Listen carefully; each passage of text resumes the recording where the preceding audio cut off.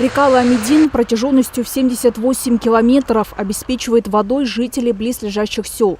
Проблема грязной воды здесь не новая. Жители села Караджигач вынуждены пить и использовать воду, рискуя своим здоровьем. По проекту «Арис» устойчивое развитие сельского водоснабжения и санитарии была реабилитирована система подачи воды.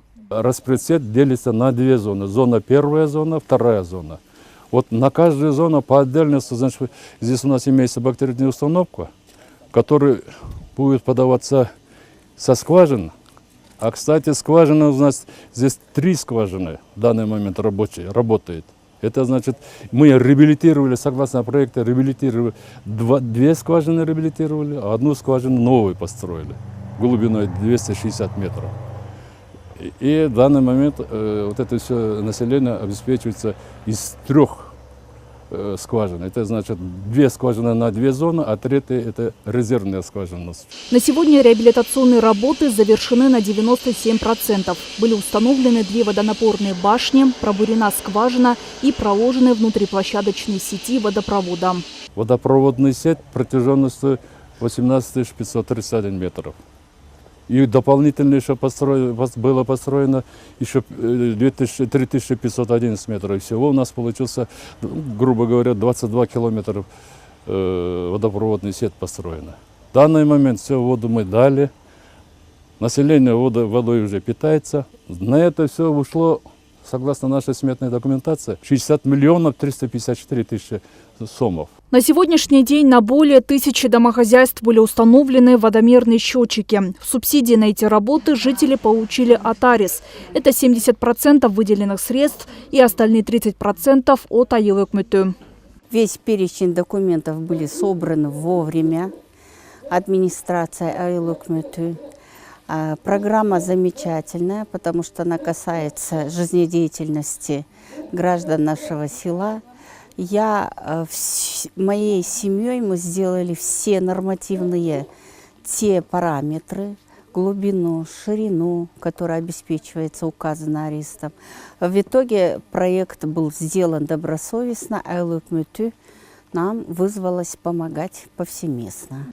Водомерные счетчики будут фиксировать количество израсходованной воды в кубических метрах. А главное, жители могут экономно использовать водные ресурсы. В конце каждого месяца пользователи будут оплачивать счета. В планах со следующего года мы тоже уже будем начинать, то что мы тоже уже входим в эту биллинговую систему.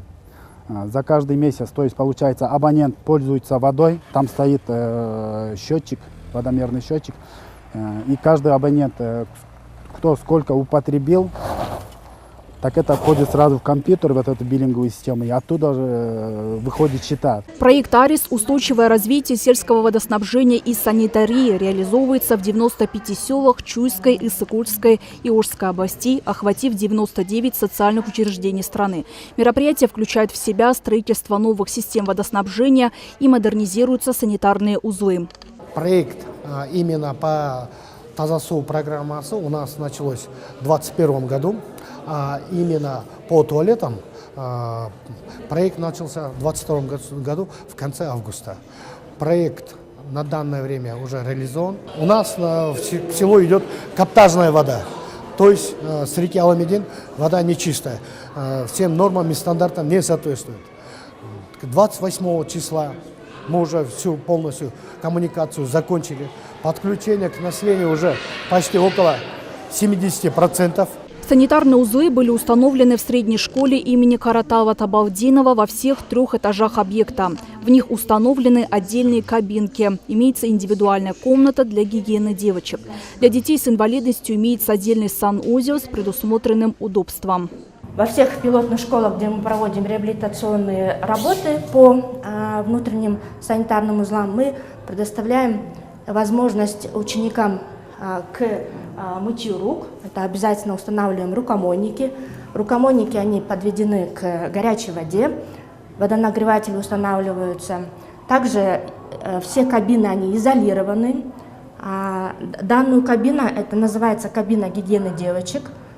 Данная кабина, она отличается тем, что для девочек с 5 по 11 класс есть доступ к этой кабине, имеется возможность принять гигиенический душ для девочек-подростков. На сегодняшний день проведена реабилитация санузлов в 44 социальных учреждениях. Таким образом, около 20 тысяч детей получили доступ к улучшенным внутренним санузлам. Зимой нам было очень холодно выходить на улицу, так как были морозы. Многие дети могли заболеть. И сейчас у нас теперь туалет будет внутри школы, нам не придется выходить, и это для нас очень удобно. Все чисто, все прекрасно, и я рада, что там есть все, теплая вода, Аристон, это очень удобно для нас. В рамках проекта школьники также получили знания в области воды, санитарии и гигиены. В школах проводятся акции ко Всемирному дню водных ресурсов, ко Всемирному дню чистых рук и ко Всемирному дню туалета.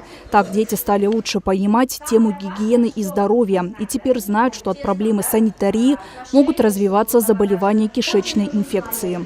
А потому тебя сегодня поздравляю с прикольным этим торжеством. Пусть гигиена нас повсюду окружает, ночью, конечно, днем. Первоначально у нас были обучены 10 учителей. Проводилось обучение в городе Бишкек. Это были семинары, тренинги, как именно обучать детей по этой программе. В течение 5 дней мы получили новые знания именно по санитарии и гигиене, как проводить эту работу в школе. Сначала они это восприняли как-то несерьезно, но в этом году мы уже видим совсем другое отношение. Основной целью проекта «Устойчивое развитие сельского водоснабжения и санитарии» является улучшение доступа населения к чистой питьевой воде и санитарно-гигиенических услуг. Проект реализуется Кабинетом министров и Международной ассоциацией развития. Период мероприятия до 2026 года. Салима Дюшенбекова, Асылбек Курманалиев, СТВ, Аламединский район.